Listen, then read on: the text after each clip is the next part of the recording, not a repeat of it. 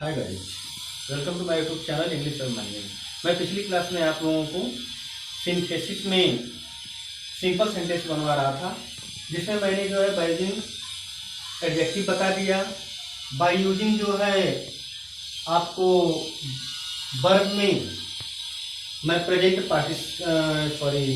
Infinitive के बारे में बता रहा हूँ। बाय यूजिंग इन्फिनिटिव मैंने एक रूल बता दिया है आपको। अब मैं जो है सेकेंड रूल में ले चलता हूँ डायरेक्टली। अगर यह मेरा फर्स्ट रूल आपको अगर समझ में आया हो तो निश्चित ही सिंथेसिस, अगर ये पीछे जितने पार्ट आपको पढ़ाए गए हों और यदि वह आपको समझ में आया है तो मेरे चैनल को सब्सक्राइब जरूर से जरूर करें और शेयर भी करें। तो आइए देखिए रूल 2 में। रूल 2 अभी अंदर सिंथेसिस को इस वे से हमको लग रहा है कि आपको कोई बताया नहीं होगा या कोई लाइनिंग गाइडलाइन नहीं दिया होगा, जिस वजह से मैं आपको बताने का प्रयास कर रहा हूं। तो आइए रूल 2 में। रूल 2 क्या कहता है? रूल 2 यह कह रहा है कि इसमें का मतलब उस सेंटेंस में पहले वाक्य में आए हुए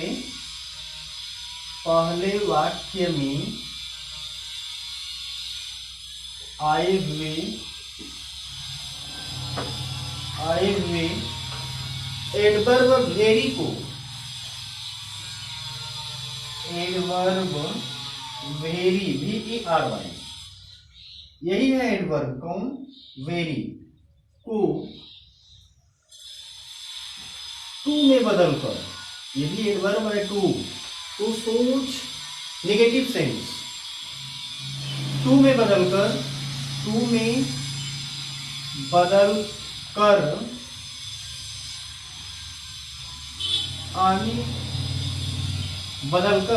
दूसरे वाक्य में आई हुई क्रिया को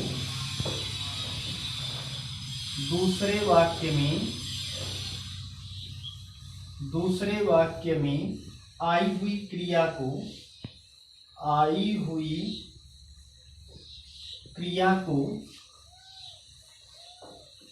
क्रिया को इन्फिनिटिव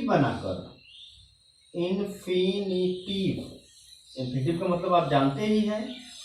इन्फिनिटिव बनाकर पहले वाक्य से जोड़ देते हैं।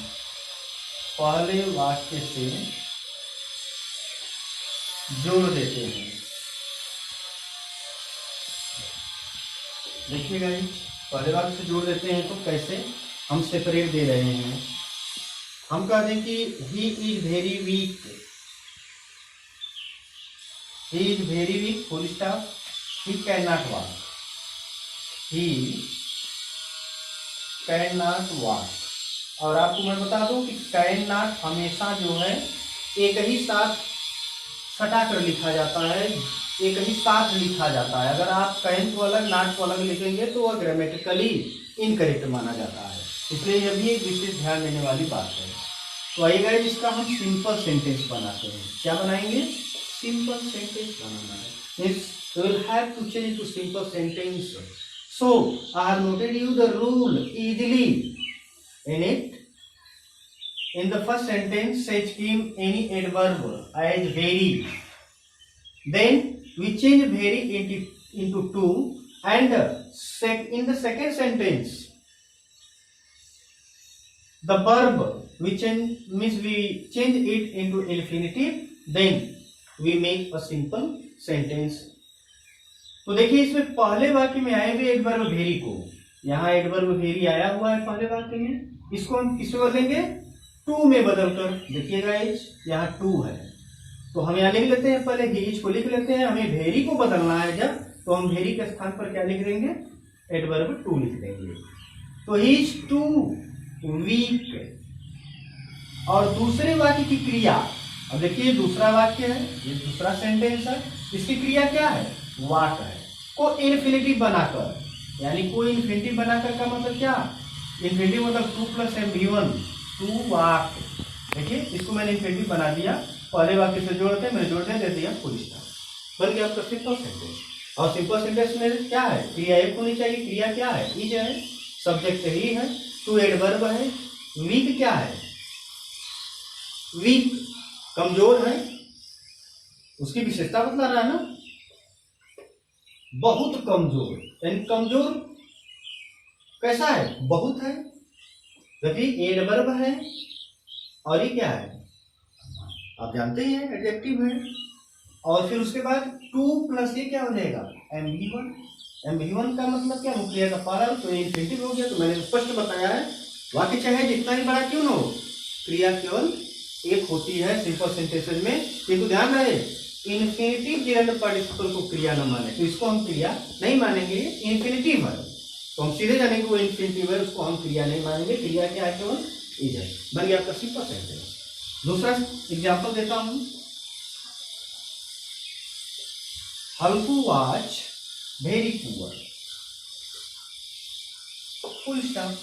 हल्कू वाज वेरी पुअर, हल्कू बहुत गरीब था। He could not buy a blanket, full stop. इसका गाइस सिंपल बना देना है आपको, और अब तो सिंपल एकदम सिंपल हो गया है आपके लिए इस रूल के माध्यम से। बस यही तो रूल पढ़ना है आपको, यही सीखना है। क्या किसी अन्य ने ऐसा रूल बताया, ध्यान दीजिए आप। तो जब बढ़िया रूल मिल रहा है, बढ़िया आपको जो है तरीका मिल रहा है, तो निश्चित है कि आप उस तरीके का उपयोग करके अपने एग्जाम को इजी बना लें। तो आइए देख लीजिए यहाँ पर, हल्कू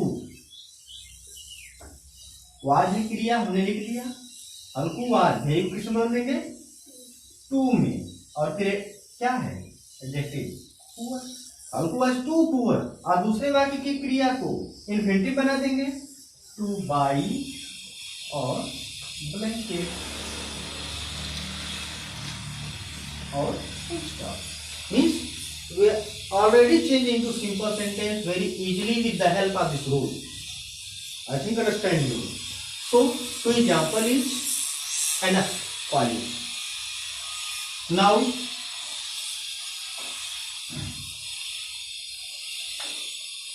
rule 3.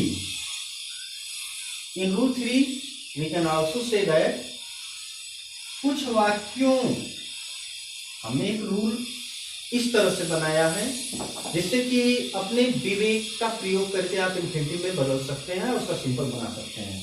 तो कुछ वाक्यों का देख लीजिए, कुछ वाक्यों का विवेकानुसार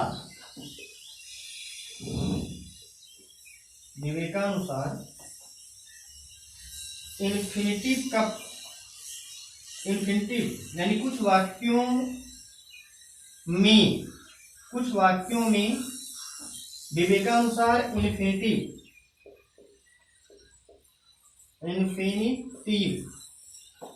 का प्रयोग करके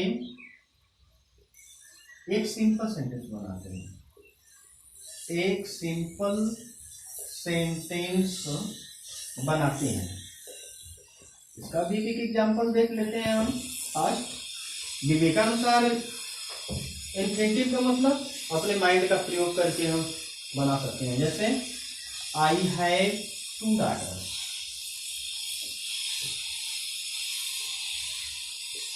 मेरे पास 2 पुत्रियां हैं। आई हैव टू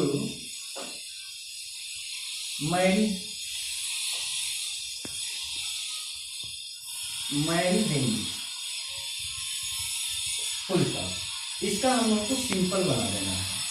देख लीजिए क्या हो जाएगा, तो सिंपल बन गया, आई हैव 2 daughters,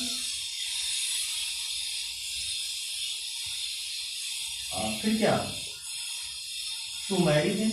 ऑलरेडी यहाँ इन्फिनिटिव आया हुआ है, उसी को हम लिख देंगे, टू मैरी, MARR।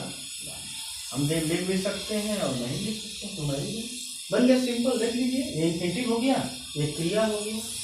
तो सिंपल सी बात है कि विवेकानुसार इन्फिनिटिव का प्रयोग करके हम क्या करते हैं, एक सिंपल सेंटेंस बनाते हैं।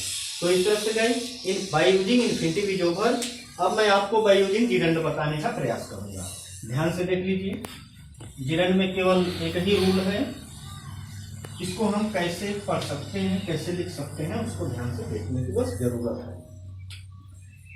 तो यहाँ पर हम लिख देंगे heading means we use heading here by using gerund. और जिरंड क्या होता है ये तो मेरे वीडियो में जाइए और उसको पढ़कर आप जानिए जिरंड क्या होता है, क्योंकि एक चीज तो बार बार बताई नहीं जाएगी। बाय यूजिंग जिरंड, और इसको हम यह भी कर सकते हैं एडवर्बियल फ्रेज, एडवर्बियल फ्रेज और प्रीपोजिशन। इसके कई नाम हो गए, देखिए बाय यूजिंग जिरंड, और इसको हम बाय यूजिंग एडवर्बियल फ्रेज और बाय यूजिंग प्रीपोजिशंस का प्रयोग करके हम एक सिंपल सेंटेंस बनाएंगे। इसमें मैं एक रूल दे रहा हूं, देख लीजिए। इसमें बाद में आई हुई क्रिया को, इसमें बाद में आई हुई क्रिया को आफ्टर, फॉर,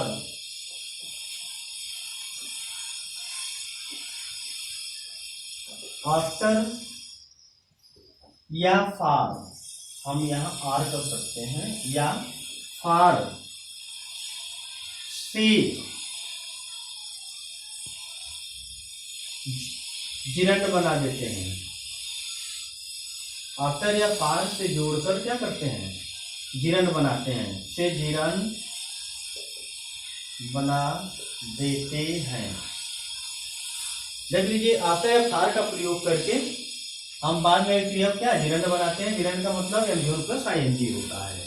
इतना क्लियर है। जैसे हम सेपरेट आपको दे रहे हैं, इस सेपरेट के माध्यम से आप समझ सकते हैं।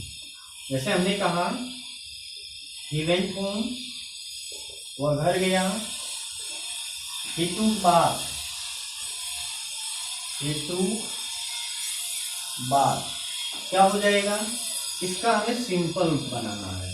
तो देख लीजिए, आफ्टर गोइंग होम क्या हम करेंगे, इस तरह ही took bath after going home, चाहे हम इस तरह भी लिख सकते हैं कि after going home, after going home comma he took bath, टूक बाथ बन गया।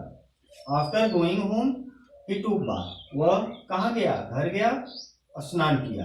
तो घर जाकर वह स्नान किया, या घर जाने के बाद वह स्नान किया। और इसको इस तरह भी हम बना सकते हैं, ही took bath after going home, after क्या, आफ्टर गोइंग होम, देखिए बन गया। आफ्टर के बाद इसको क्या किया, हम जिरंड बना दिए। तो इस तरह से हम एक सिंपल सेंटेंस बनाते हैं। सेपरेट देख लीजिए, I bought a pen, I bought a pen, मैंने एक कलम खरीदा।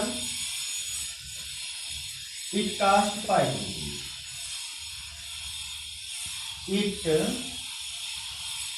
Cast 5 rupees, 5 rupees, it cost 5 rupees. तो इसका सिंपल बनाना है। देख लीजिए, हम इस तरह इसका सिंपल बना सकते हैं, I bought a pen for 5 rupees. देखिए, फॉर से मैंने क्या किया, जोड़ दिया। ये फॉर क्या है, प्रीपोजिशन। हमने कहा ना प्रीपोजिशन, यहाँ कहा है प्रीपोजिशन, इसको कह सकते हैं, चाहे एडवर्बियल फ्रेज कह सकते हैं, चाहे जिरंड कह सकते हैं। 3 नाम इसको दिया।